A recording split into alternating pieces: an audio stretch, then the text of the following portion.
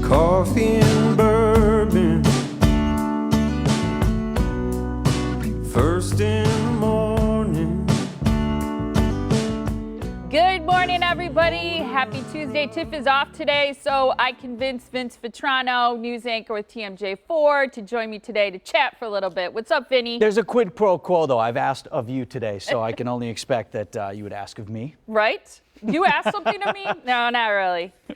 Okay, so I feel bad that Lance Allen isn't here to defend himself, but could you give us an update on Lawn Wars? Well, why do you feel bad? Well, because I feel like it should be fair. No, well, it is fair. You have the champion of Lawn Wars here sitting before you on the Morning Blend. How it is. I've declared myself the champion this week. Oh, just this week? Well, that's the only way it ends. Lance won't let it end. It's clearly this is the winning lawn. So I posted Wait, is that a hover video? It kind of looks like that, but It that's does. just skilled cinematography. So I posted this video with I made a little trophy on it too, Molly. No, and I'm like, Lawn Wars champion. And then, there was an uproar. No, I bet. bet. I've seen people go at it on Facebook. Well, it's over. Is it still a friendly competition, or are you guys no longer friends?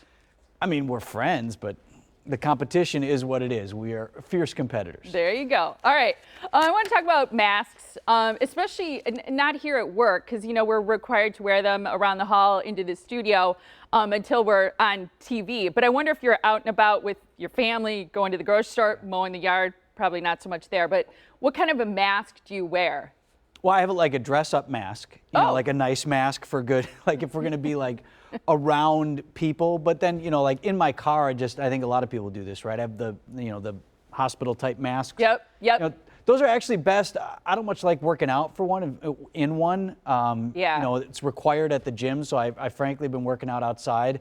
I keep paying my gym membership because I want them to be there when things fully bounce back. Totally get it. But I haven't gone much, right? So for that, I just find those hospital masks more breathable, but I have a dress-up mask if I need it. With a little bow tie on it. Well, there's some research from the University of Illinois, because, there's been so much in the news about what types of masks are safest. And they just recently did this study that said, even if it's single layer and made out of something more breathable, like t-shirt material, for example, that they're just fine. Even when people sneeze, it still is enough to keep the droplets in. There's been a lot of, back and forth about that. But I know a lot of people feel that wearing masks is what's making the difference between people getting sick and people not getting sick. Well, and I respect people's personal politics, and there's a difference of opinion that is out there amongst people in Wisconsin. You've seen it. There are a lot of places where people don't want to wear them.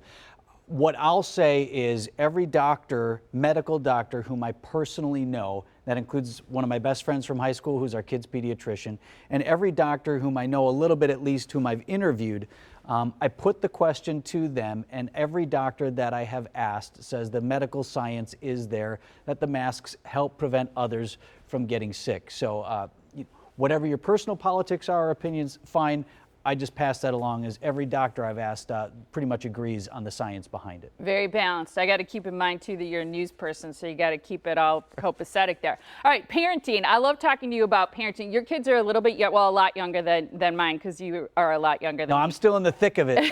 Right. Well, I am too, in a way. One I have in college, but two in high school. But they talked about this parenting shift I wanted to share with you, because I feel like, especially during this pandemic and how we're trying to navigate kids studying virtually, some are going to school, and parents are exhausted. Kids are stressed out too, but they talked about this new generation of exhausted parents, and they talked about this mind shift to get us more excited about parenting again. You want me to share a few? I would, right? I'm anxious to hear how this works. Yeah, right?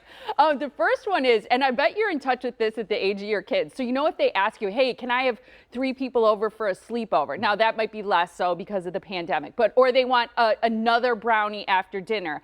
And you know how you want to say yes, but then you might guilt them, or you might be make them think that you're doing them this huge favor by saying yes. Have you ever done that? Of course. Or then tell them how you used to never get to do that. Right. Right. And just remind them, but then you're also saying yes. Yes. Yeah. Okay. Okay. So what this article said, and I think it's such a great point, especially my kids are older and wanting to take the car places and stay out later.